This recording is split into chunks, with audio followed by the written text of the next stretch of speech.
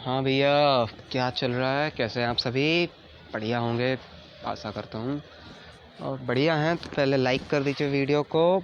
अभी ना करें, बाद में पहले देखें कि मैं कितने अच्छे और कितने ट्रिक्स के साथ, कितने इजी वे में आपको बी फार्मा फोर्थ सेमेस्टर की हमारी बात चल रही थी। Pharmaceutical organic chemistry third lecture है ये हमारा चौथा। अब आप अगर इस लेक्चर को एक लेक्चर स्किप करके देख रहे हैं जो अभी मैंने 10-15 मिनट पहले ही डाला है, तो पहले प्लेलिस्ट में जाइए, वहाँ पहले लेक्चर थर्ड देखिए। अगर आपने पहले के 2 लेक्चर्स भी नहीं देखे हैं तो फर्स्ट और सेकंड लेक्चर भी देखिए। यूनिट सेकंड का चौथा लेक्चर लेके pharmaceutical organic chemistry third B pharma fourth semester का मैं आशुतोष सेंगर हाजिर हूँ आप सभी के सामने। मैंने अभी आपको पिछले वीडियो में बताया था कि मैं एक और लेक्चर डालूंगा, क्योंकि छोटा लेक्चर था नोमेनक्लेचर का और उसमें कुछ होता नहीं है, बस फालतू की चीज़ें हैं।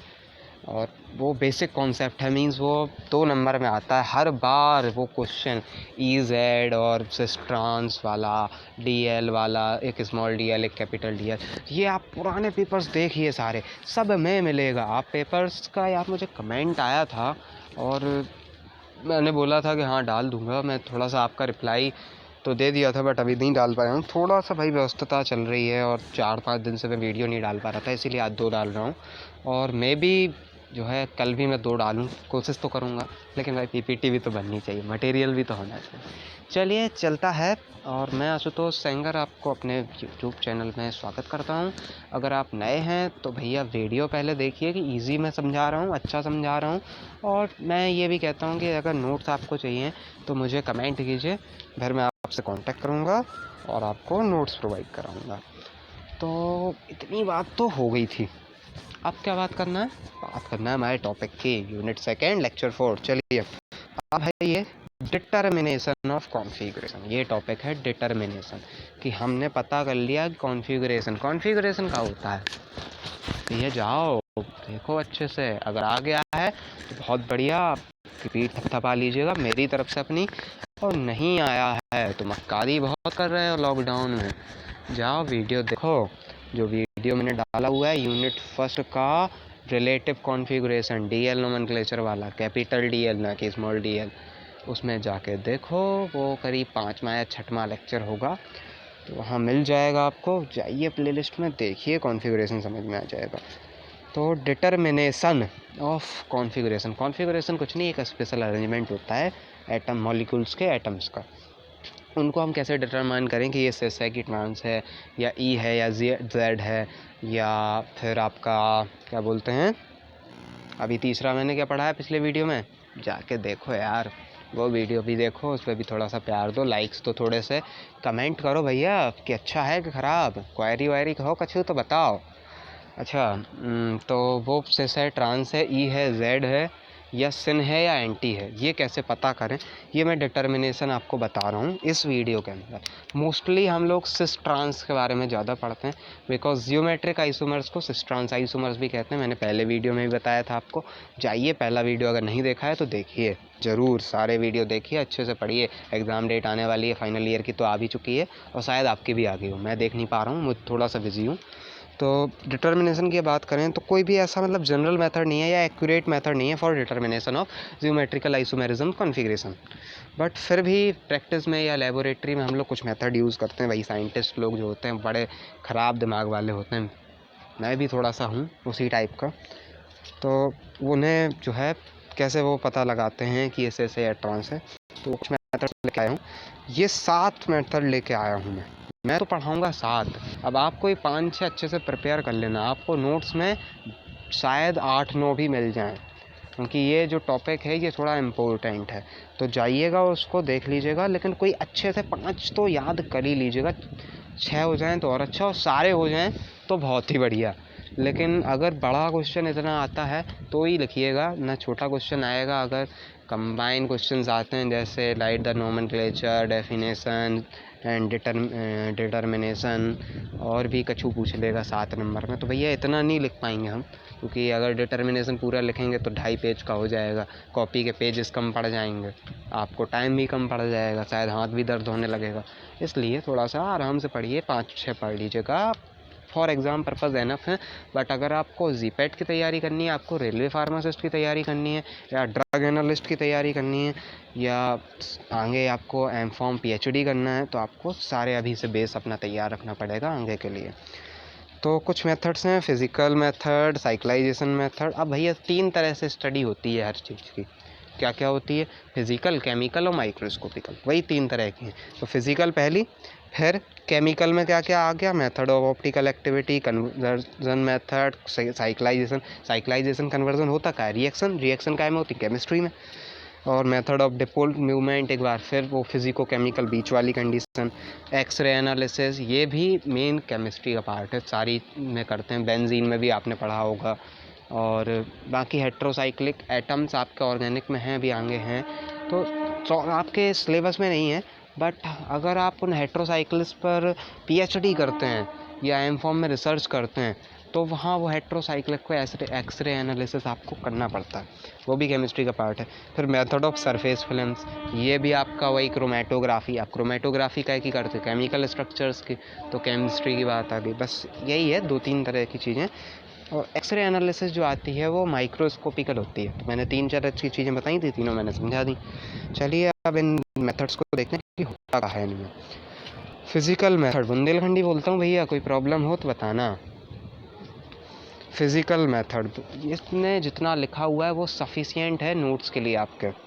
अगर फिर भी मेरे नोट्स लेते हैं तो वहाँ डीपली और इजी वे में मिल जाएंगे आपको। तो फिज़िकल मेथड की बात करें तो जो मेल्टिंग पॉइंट और इंटेंसिटी ऑफ एब्जॉर्प्शन होती है, उससे आइसोमर की थोड़ी कम होती है ट्रांस आइसोमर से। मीन्स इसमें क्या होता है, बल्कियर एक तरफ होते हैं तो वो तुरंत इंटेंसिटी एब्जॉर्ब कर लेते हैं, और उनका मेल्टिंग पॉइंट जो होता है वो भी कम होता है, क्योंकि वो एक तरफ से पहले ही प्रेशर डाल रहे होते हैं और वो वैसे ही स्टेबल नहीं होते। अब बात करें सिस और ट्रांस में स्टेबल क्या होता है, वही असाइनिंग अभी मैं पढ़ाता, लेकिन वो टॉपिक इम्पोर्टेंट है नहीं आपके एग्ज़ाम पर्पज़ के अकॉर्डिंग, इसलिए नहीं पढ़ा पाया भैया, सिलेबस भी तो छोटा है। तो सिस में क्या हो रहा है, बल्कियर ग्रुप एक साथ हैं। अब ये बताओ कि आप 2 अच्छे हट्टे कट्टे नौजवान अगर एक जगह हैं और चाहते हैं कि बस इस कमरे में मेरा राज हो, तो क्या करेंगे? लड़ते रहेंगे। एक उठा के दूसरे को पटकेगा, दूसरा उठा के तीसरे को बाहर फेंकेगा, वही चलता रहेगा माने। लेकिन अगर वहीं जो एक पतला होगा एक मोटा होगा, तो क्या होगा? पतला वाला सोचेगा यार एडजस्ट कर लो, मोटा वाला आराम से अपना कवर रहेगा। तो फिर स्टेबल कौन सी कंडीशन हुई? स्टेबल कंडीशन हुई मोटे पतले वाली, यानी ट्रांस वाली। तो सिस वाली क्या हुई? अनस्टेबल। बस इतनी कहानी तो समझा नहीं, तो मैंने ट्रिक्स बता दी आपको। इन्हीं ट्रिक्स के लिए तो मैं फेमस हूँ भाई। सब्सक्राइब कर देना अगर आपको अच्छी लगी हो वीडियो तो, और आगे भी वीडियोज़ आती रहेंगी। तो बात चल रही थी the boiling point, solubility, heat of combustion, heat of hydrogenation, density, refractive index, dipole movement and dissociation constants of cis isomer are greater than trans isomer. ये सारी चीज़ें ज़्यादा होती हैं, ठीक है। सॉल्युबिलिटी भी ज़्यादा होती है भैया, पहले से ही फोर्स लग रहा है, वही मैं बात बताता जा रहा हूँ भाई। और ऐसे ही नोट्स बना लो, अगर इनसे बनाना है तो मुझसे लेते हो तो बहुत बढ़िया। खुद बनाते हो तो पीठ थपथपा लो भैया, पढ़ रहे हो अच्छी बात है, लेकिन मे भी कोई गलतियाँ हो जाती हैं, इसलिए मैं बोलता हूँ कि मुझसे ले लो, इसलिए वो बेस्ट रहेगा। मैं जितनी जगह से आपको जितना इजी दे पाऊँगा उतना शायद आप ना दे पाएँ, या शायद दे भी पाएँ, मैं बुराई नहीं कर रहा हूँ। फिर by the comparison of above 30 physic, मतलब इन सबको कंपेयर करके हम फाइंड आउट कर लेंगे। बस एक मेथड हो गया, कन्फिग्रेशन पता लग जाएगा। साइक्लाइजेशन मेथड, तो हम क्या करेंगे? साइक्लाइजेशन किसका होगा? सिस वाले का तो होगा, क्योंकि उसमें क्या होगा, एक ही तरफ होंगे एक जैसे, यानी मोटे मोटे होंगे तो वही तो लड़ेंगे। मोटा पतला लड़ पाएगा? मोटा पतले को फूक माने ऐसे हाथ में पकड़ के झेल के फेंक देगा। आप पहलवान के सामने खड़े हो जाइए, बिल्कुल नहीं टिकेंगे। लेकिन पहलवान होंगे तो लड़ाई में मज़ा आएगा। या जैसे क्रिकेट अगर बहुत ज़्यादा बच्चे देखते हैं आप लोग, मैं भी देखता हूँ, युवा वर्ग की बिल्कुल नई पीढ़ी है, तो भाई क्रिकेट में कहाँ लड़ाई होगी? वहाँ लड़ाई होगी जहाँ एक अच्छा बॉलर और अच्छा बैट्समैन होगा, वहाँ खतरनाक बॉलर यॉर्कर्स डालेगा, बैट्समैन 6 लगाएगा, तब लड़ाई होगी। बट अब आप मान लो कि बैट्समैन खड़ा है 9 में 10 में नंबर का, और बॉलर है सामने अच्छा खासा जसप्रीत बुमराह, ये नंबर 1 बॉलर है, या कैगिसो रबाडो, तो भैया इनके सामने कौन टिक रहा है? कोई नहीं। बस वही कंडीशन। साइक्लाइजेशन कौन करेगा? सिर्फ पहलवान कौन है? सिस, मैंने अभी बताया। तो intermolecular reactions are more likely to occur the closer together are the reacting. ये थोड़ी सी कहानी लिख देता हूँ क्योंकि मैंने कहा है कि इसका आप स्क्रीनशॉट लेके नोट्स बना सकते हैं, इसलिए थोड़ी कहानी भी लिख के लाया हूँ। Cis isomer undergoes the cyclisation, पहले ही बता दिया, बट द ट्रांस नहीं जाता। अब एग्जाम्पल, अब मैंने जो है आपको एक वीडियो में बताया हुआ है स्ट्रक्चर ऑफ एल्कीन्स वाला, जो सेकंड लेक्चर था, मैलिक एसिड का स्ट्रक्चर, फ्यूमेरिक एसिड का स्ट्रक्चर। तो आपने मैलिक एसिड देखा होगा, वो सिस होता और फ्यूमेरिक ट्रांस होता। ठीक है, सही बोल रहा हूँ ना? जाइए जाके देखिए, पर पता करिए सही बोल रहा हूँ कि गलत। मैं तो सही बोल रहा हूँ, आप कंफर्म करिए। मैलिक जो होता है वो सिस होता है, तो वो देता है cyclic compound maleic anhydride on क्या, साइक्लाइजेशन रिएक्शन। अब साइक्लाइजेशन का इश्यू भी से भी हो रहा है, उससे मैं क्या लेना देना, हम तो अभी इतना लिखें, फालतू का दिमाग काहे लगाएं। बट फ्यूमेरिक नहीं देता क्योंकि वो ट्रांस होता है। ट्रांस कैसे देगा भाई? ट्रांस में तो क्या है, एक पहलवान एक कमज़ोर, पहलवान कमज़ोर की क्या लड़ाई। Because of maleic acids are cis isomer and fumaric are trans, वही पहले बता दिए भाई, लिख लीजिए आराम से। अगला, by converting to the compound और नॉन कन्फिग्रेशन। अब मानो हमारे पास एक पाउडर है, आप बता दोगे आपके सिस है कि ट्रांस है, तो हम क्या करेंगे, उसको कन्वर्ट करेंगे केमिकल रिएक्शन लगा के ऐसे कंपाउंड में जिससे हमें पता चल जाए कैसे कि ये क्या है, सिस है कि ट्रांस। जैसे in this method the unknown compound is converted, वही नाउन कंपाउंड में पता कर लेते हैं। एग्जाम्पल की बात करें, चूँकि एग्जाम्पल अगर आ गया तो सब आ गया। ट्राइक्लोरोक्रोटोनोइक एसिड हमारे पास एक केमिकल है, उसका हमने ऑक्सीडेशन करा दिया, तो अगर फ्यूमेरिक दे दिया तो फ्यूमेरिक क्या होता है, ट्रांस। तो माने ये ट्रांसफॉर्म में होगा, क्योंकि ट्रांस होगा तभी तो ट्रांस देगा। माने अगर पहलवान और कमज़ोर लड़ रहे होंगे तभी तो पहलवान वाला जीतेगा, अगर पहलवान लड़ रहे होंगे तो कोई नहीं जीतने वाला, अगर बराबर वाले होंगे तो और अगर तो क्या, सॉरी वही कहानी मैंने बस से मैंने बैठा दी, आपके स्टोरी बता दी। फिर if the trichlorocrotonoic acid after oxidation give fumaric acid, तो ये ट्रांस, और अगर ये मैलिक देता है तो ये सिस। माने वो अगर लड़ाई बराबर पे ख़त्म होती है तो वो क्या है, सिस, और अगर एक तरफा तो ट्रांस। अब ये देखिए डिज़ाइन से एग्जाम्पल लेके आया हूँ मैं, भाई थोड़ा क्रिएटिविटी भी करता रहता हूँ, क्योंकि मैं आदत है मुझे थोड़ा सा क्रिएटिव करने की। मैंने आपको ये एग्जांपल थोड़ा सा नई डिज़ाइन में लेके आया हूँ। चलिए, तो ये देखिए आप ट्राइक्लोरोक्रोटोनोइक एसिड का ये बना हुआ है स्ट्रक्चर। अब जब मैंने बोला था तो आपके मन में आया होगा ये नया कंपाउंड बोला है, तो जिनने वो नया कंपाउंड सोच के अपना स्ट्रक्चर बना लिया होगा, they are well and good, बहुत बढ़िया, ऐसे ही आपको पढ़ना है। अगर ये ऑक्सीडेशन देने पर फ्यूमेरिक एसिड देता है तो ये ट्रांस है, फ्यूमेरिक ट्रांस होता है, और मैलिक देता है देन इट इज़ सिस। फिर मेथड ऑफ ऑप्टिकल एक्टिविटी, तो मेथड ऑफ ऑप्टिकल एक्टिविटी माने ऑप्टिकल एक्टिविटी वाली। तो in many pairs of geometric isomers, optical activity हम लोग फर्स्ट यूनिट में पढ़ चुके हैं, अगर नहीं देखा तो जाइए देखिए और याद करिए अच्छे से। उस वीडियो को 2 बार देख लेंगे, याद हो जाएगा। मेरे सारे वीडियो ऐसे होते हैं, 2 बार 3 बार देखेंगे आपको याद हो जाएंगे। In many pairs of geometric isomers one form, मतलब एक फॉर्म, ये सिर्फ उन्हीं के लिए अप्लाई होता है जिनमें एक फॉर्म ऑप्टिकल एक्टिविटी देती है और दूसरी नहीं देती है।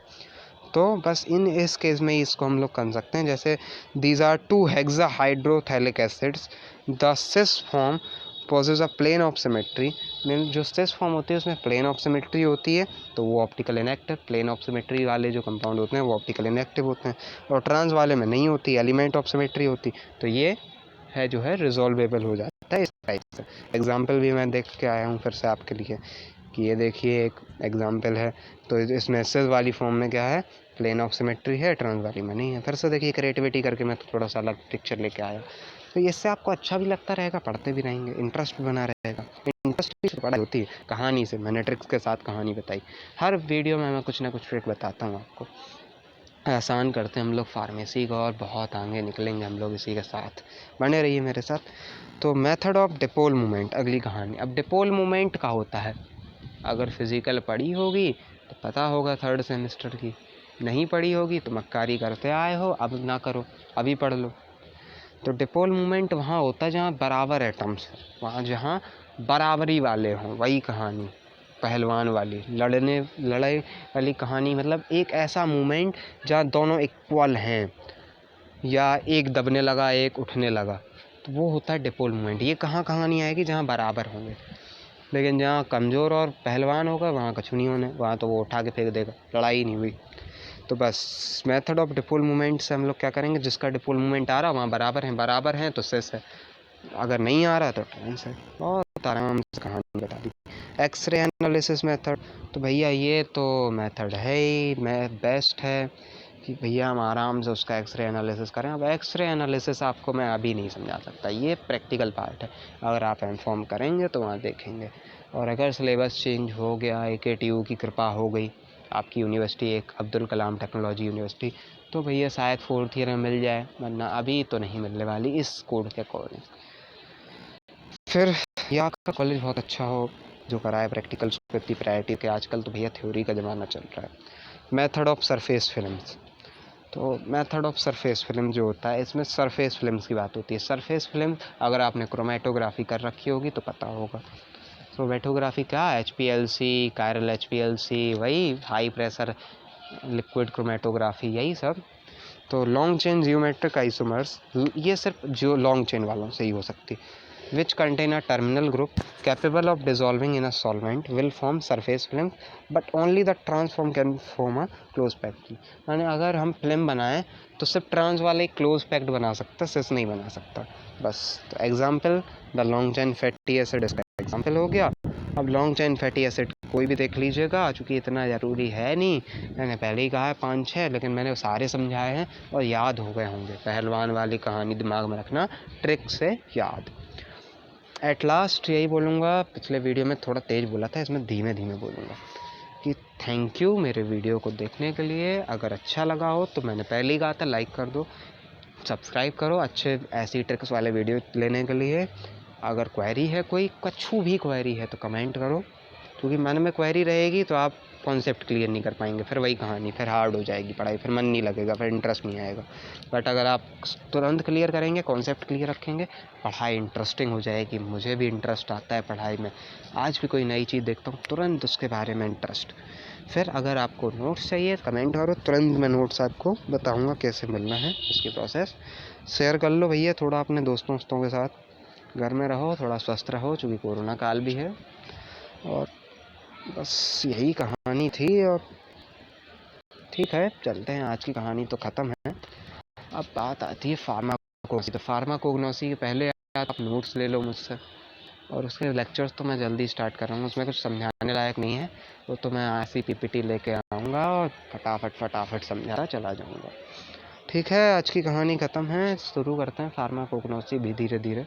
और अभी समय है मेरे पास बहुत, आराम से मैं पूरा सिलेबस कराऊंगा, पूरा नहीं कराऊंगा तो इतना कराऊंगा कि कॉन्सेप्ट क्लियर प्लस आपका नोट्स ले लेना मुझसे, तो सिलेबस पूरा भी हो गया, समझा मैं दूंगा ही शॉर्ट में एट लास्ट टाइम। चलिए ठीक है, लेकिन अगर मुझे मोटिवेट करते रहे तो, अगर सब्सक्राइबर्स ऐसे ही रहे घटियापना वाले, लाइक्स नहीं आए, व्यूअर्स कम आए, तो भैया मैं भी सो जाऊंगा, काहे को मैं लगा रहा हूँ। ठीक है, तो इसलिए सब्सक्राइब करो, लाइक करो ज़रूर।